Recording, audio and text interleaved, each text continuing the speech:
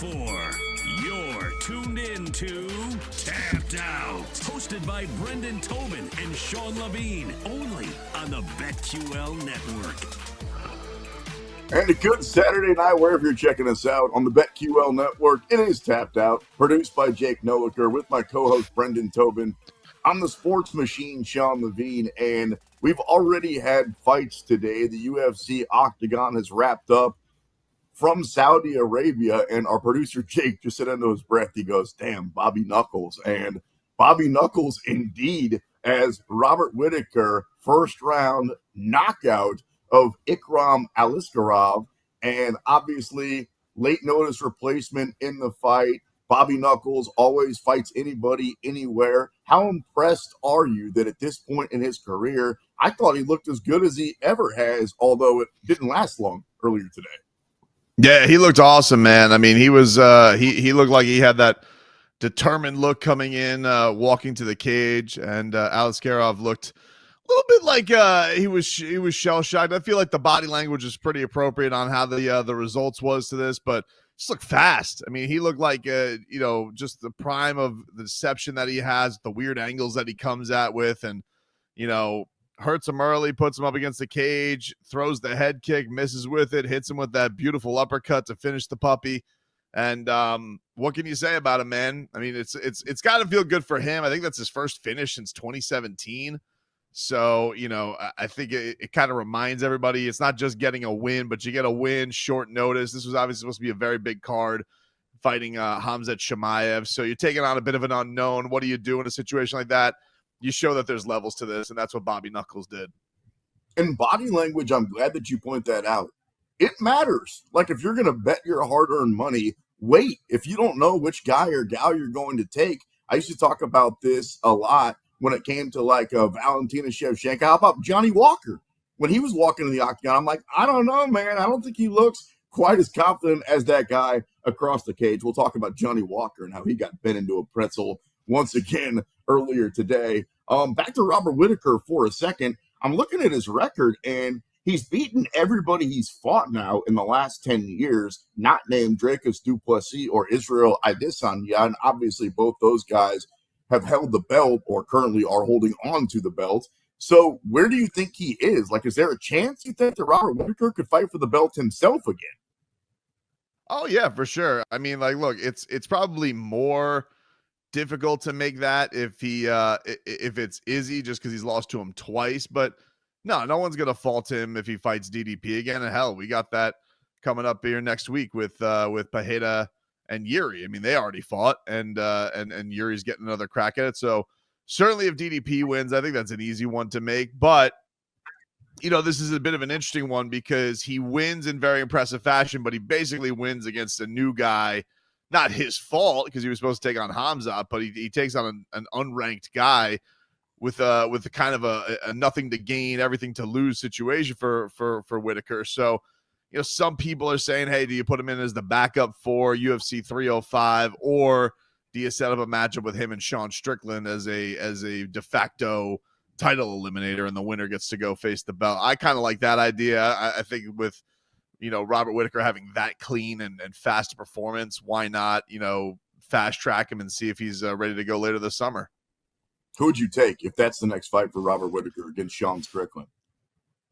That's a fascinating fight because, both guys very unorthodox, but great strikers. Very weird jabs in the way that they attack you. I think, Sean is going to probably walk him down, and then you're going to have Whittaker bouncing all over the place. I think I'm going to lean Whittaker just because I think he can kind of get you from more places, but I don't know if he can get, befuddled by some of the stuff that Sean Strickland does. But I think I lean Whittaker in a fight like that. But I'm curious to see what the odds would look like. Pick him. As soon as I said it, I'm like, that's a pick him because I think you'd get a lot of money coming in on both sides. You're right. I think if Adesanya is to win, it's much more difficult for Robert Whittaker just to have his next fight be for the belt. Although I'm cool if they were to fight again for a third time. I was thinking about that. I'm like, yeah, they're both, getting a little bit up there in their careers, but I don't really see either one of them losing too much. They both still look fast. As you said, they're both still fun to watch. If it comes down to it, I'd be fine to see Israel Adesanya for what it would be a third time fighting Robert Whittaker. I'd be cool with that. Yeah, in the I mean, go ahead. no, and just the idea that, Whittaker would, at that point, Izzy would be, a 3-time champion. So you're kind of going into this almost new era of him anyway. And look, if he were to do it without beating Sean Strickland, I think that's okay. But if he beats Sean Strickland and he beats the guy that beat Izzy, I mean, you really have no argument towards it. So I guess that's a taste for Robert Whittaker. What does he want to do? Because he can silence all doubt. He seems very, very confident and raring to go. So if you beat Sean Strickland, there's really no argument for anybody else. And I don't care how many times he's lost to Izzy, you would have to make that fight against him or DDP. In the co-main event, big guys were thrown down. Our friend Alexander Volkov, who one time invited you and I to go ice fishing in Russia, took on Sergey Pavlovich. Sergey Pavlovich's stock is falling, man, and falling fast. It was just a handful of months ago we were saying, well, maybe John Jones doesn't want to come back because he doesn't want to fight this guy. At this point, he's lost a couple of fights in a row, and Volkov's the one whose stock is back on the rise. Yeah, it was a great fight. A great matchup between both of them. Volkov's just distance was too much. And I think that there was moments, where Volkov looked like he was about to get to the firefight, and his corner did not want any part of that because, look, Pavlovich is still very dangerous. He did rock him a couple times, but that length, that jab was just too much. He couldn't get inside enough to cause that damage. So he gets the win. Obviously, Pavlovich was very bothered by it. They kept talking about on the broadcast the past that these guys have with, training with one another, sparring with one another, knowing each other very well. It looked like it. It looked like two guys that, knew how to get in there. But I think the measurement, and the safety game of Volkov just paid off for him. So, that's a pretty impressive story because he's a guy I think everybody would have written off a couple of years ago as a gatekeeper of the heavyweight division. And now he's right back in that mix, and I don't know if it's going to be a title shot this year, but, certainly if he keeps this up, gets another win, he'll be right in that mix by next year. Kelvin Gastelum earlier today by decision over Daniel Rodriguez. Shara Bullet Magomedov knocked out Antonio Tricoli in the third round. What do you make of Magomedov and his two different colored eyes? That guy's scary. Yeah, he's certainly scary. Fast kicks, fast hands, has the look. I mean, we talk about, guys who just have that A factor. You got two different colored eyes. I was actually watching the fight with my son today because he was sitting at the table, and we just got lured in by the Volkan Oezdemir knockout of Johnny Walker. He goes, I'm sticking around. I'm watching fights today. And then he sees Shara, and he's like, that guy looks like he murders people.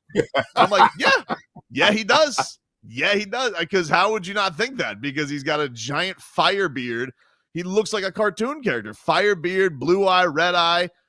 Well, he'll look like he'll kill you. And so, I mean, if he continues to have impressive performances, how is that guy not going to be a star? I mean, he'd look crazy on a poster. But yeah, impressive performance. Definitely had some things and things that he had to overcome too. Another, short notice fight. So I thought that he ended up looking good.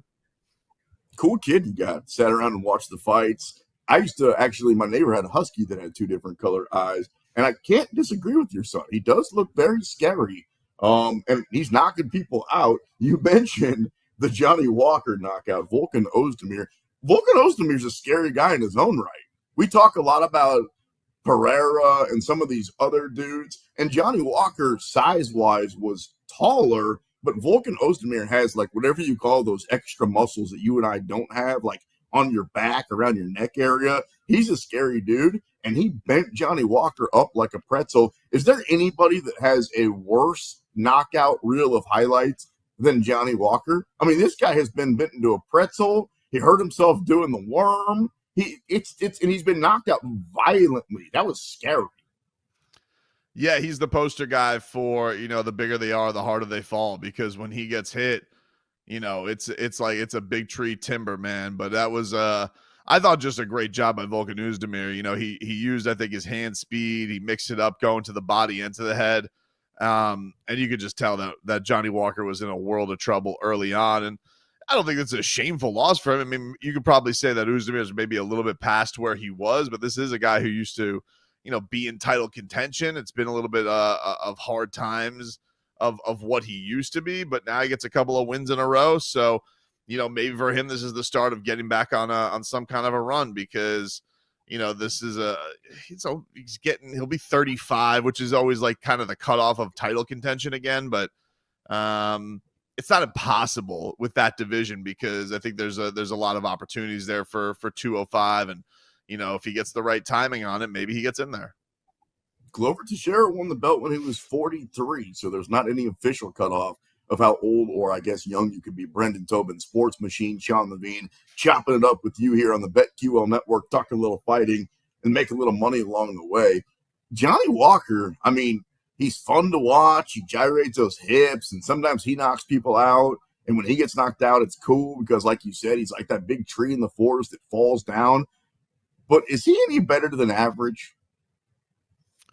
Yeah, I think that's probably a good way to put him. I mean, I think he's flashy average. Like, you're never going to not tune in to watch him just because he's going to do weird stuff. He's tall, and it could be a great, it's probably going to be one of two things. He's either going to have a highlight reel knockout, or he's going to get knocked out violently. So I don't see him going anywhere anytime soon. Like, he's not in danger of being cut, but I think the days of us, thinking that he was, maybe going to be one of those sneaky candidates that was going to blow through the 205 division. Yeah, I think that's probably not going to happen with the run that he's on right now, because, you have some tough losses that you have a lot of work to get on. But, because people care about him, if he just gets on some kind of a streak, maybe he gets right back in there, but that's probably going to take almost a year plus his time for him to do that.